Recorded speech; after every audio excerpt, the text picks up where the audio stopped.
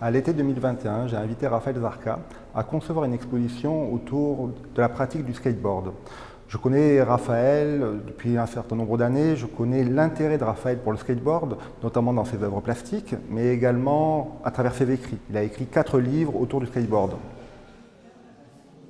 Le skateboard est une discipline olympique depuis les JO de Tokyo et c'était évident de les retrouver aux JO de Paris. Donc c'était dans ce contexte que j'ai invité Raphaël Zarka à réaliser cette exposition. Rapidement, dans nos échanges avec Raphaël, j'ai compris qu'on n'aurait pas une exposition littérale ou illustrative sur le skateboard, qu'il n'y aurait même aucune image de la célèbre planche de bois, si ce n'est peut-être cette œuvre de Raoul de Keyser, qui est peut-être introduit à l'exposition.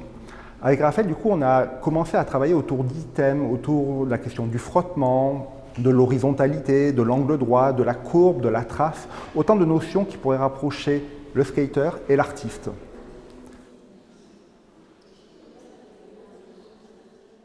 D'abord, je crois que quand tu m'as proposé de faire cette exposition sur le skateboard, j'ai peut-être cru que je pourrais adapter mon troisième essai sur le skate en exposition, mais au bout de quelques mois, je me suis aperçu que c'était pas ce que j'avais envie de faire. J'avais pas envie d'avoir d'une part une exposition qui se lise comme un essai, et ensuite je me suis dit que c'était plutôt l'opportunité d'avancer dans le travail autour du skateboard et peut-être en arriver à un stade où c'est une exposition à partir du skateboard mais sans aucune référence directe à cette pratique. Pour moi, j'ai essayé de voir le skateboard comme une méthode, essayer de questionner les types d'espace, les types de mouvements dans l'espace. Donc les types d'espace du skateboard, c'est des espaces géométriques. Dans cette atmosphère ou dans ces formes ultra géométriques, il y a des mouvements de corps, et il y a aussi des traces, il y a aussi des sons. Donc ce qui aurait pu être une exposition extrêmement rigide, je sais pas, d'art concret, on va dire, en fait devait s'arrondir, devait être plus chaloupé, plus rythmé. Et pour moi, s'il y avait un questionnement autour de l'abstraction géométrique, il fallait que ce soit une abstraction géométrique qui vienne plutôt de Kurt Schwitters que de Mondrian. C'est vrai que la première salle est plutôt dans des tons de blanc, de gris, de noir.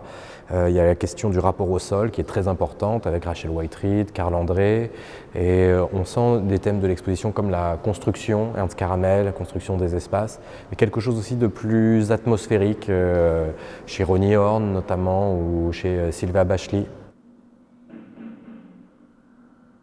L'in situ est présent avec l'installation de David Tremlett sur les 3 piliers, là aussi dans des tons de gris, alors que c'est quelqu'un qu'on connaît aussi pour des œuvres extrêmement colorées.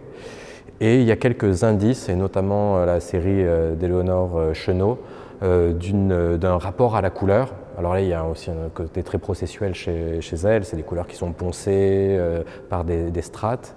Et voilà, donc c'est encore une salle très monochrome. Et on arrive vers la deuxième salle.